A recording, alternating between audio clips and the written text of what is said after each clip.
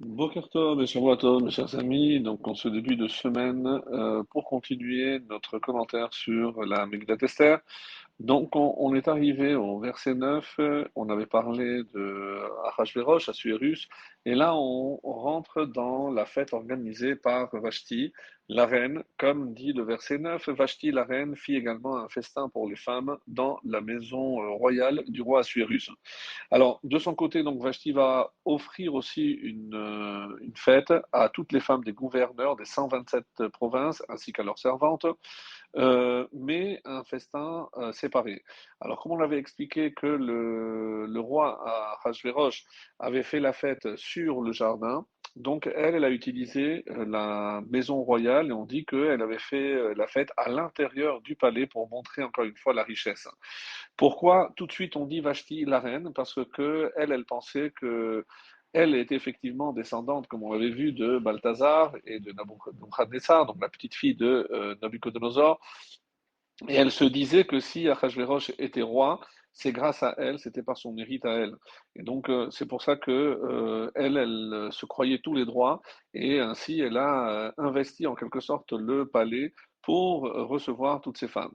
D'après nos commentaires, on verra aussi que le but de faire cette fête face au jardin, c'est pour inciter les hommes à fauter et non pas n'importe quels hommes, mais son but était justement de faire tomber Israël, elle savait, pardon, que grâce à la znout, la débauche, la luxure, donc elle pouvait définitivement faire en sorte que Dieu ne pardonne pas aux Juifs, ainsi le Beth Amikdash, le temple, ne serait jamais reconstruit.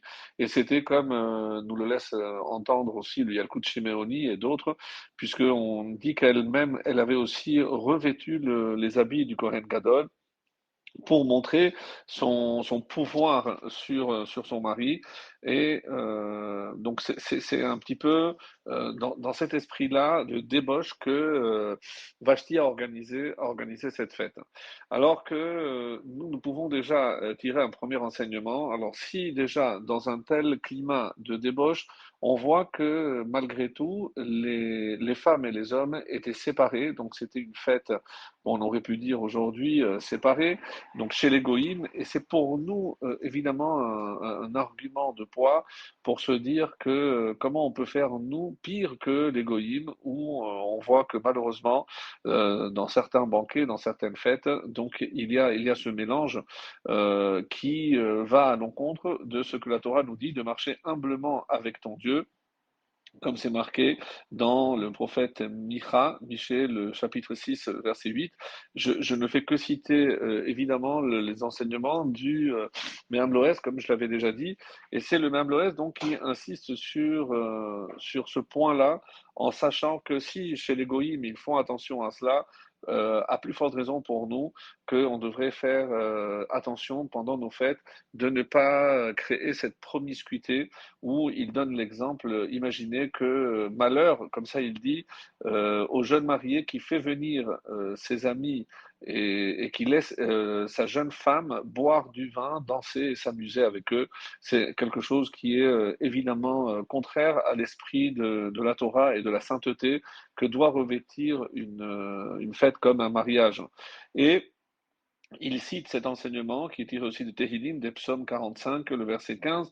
Kol kevuda bat melech penima, toute resplendissante, est la fille du roi dans son intérieur. Donc c'est pour nous montrer comment doit être le comportement toujours pudique d'une jeune fille d'Israël face à un comportement qui est aujourd'hui malheureusement de plus en plus délétère et qui laisse désirer, pour ainsi dire. Alors, pour revenir à Vashti, elle va tout faire pour empêcher donc la reconstruction du Beth Amikdash. Et c'est pour ça qu'elle voulait conserver la maison royale dans le texte. C'est une allusion, dit le Midrash ici, que c'est par rapport à la maison royale d'Israël, c'est-à-dire le Beth Amikdash, pour que Israël ne puisse plus le reprendre. Mais on va voir que Hakadosh Baruch Hu, lui, a ses plans et c'est Vashti elle qui sera tuée et c'est Esther, bien sûr, qui va régner à sa place. et plus tard, le fils d'Esther, Darius, qui fera reconstruire le Beth Amikdash, comme on le voit d'ailleurs dans le chapitre 5 du livre de Ezra, où on nous parle de la reconstruction du deuxième Beth Amikdash. Alors, ce verset finalement montre que le miracle qui a valu le salut des Juifs va arriver grâce à Vashti, alors qu'elle, elle va tout faire pour empêcher. C'est un petit peu comme on va le voir dans le Pharaon qui a tout fait pour empêcher le libérateur de naître et il va grandir chez lui. Et c'est comme ça qu'Hachem fait toujours Mida Keneged Mida. Là où tu penses que tu peux aller contre mes plans, eh ben, je te montre que en suivant tes plans, et moi je vais arriver évidemment à mes fins. Exactement ce que Hachem a fait. Et pour terminer donc avec le verset 10 et 11, le septième jour, comme le cœur du roi était en liesse, sous l'effet du vin, il ordonna à Mehuman, Bistar, Harbona, Bikta, Vakta, Zetar et Carcasse, les 7 eunuques attachés à son service, d'amener Vashti la reine devant le roi, portant la couronne royale, et comme le dit le Midrash, que la couronne, il voulait qu'elle vienne toute nue pour montrer sa beauté au peuple et au Seigneur, car elle était belle à voir.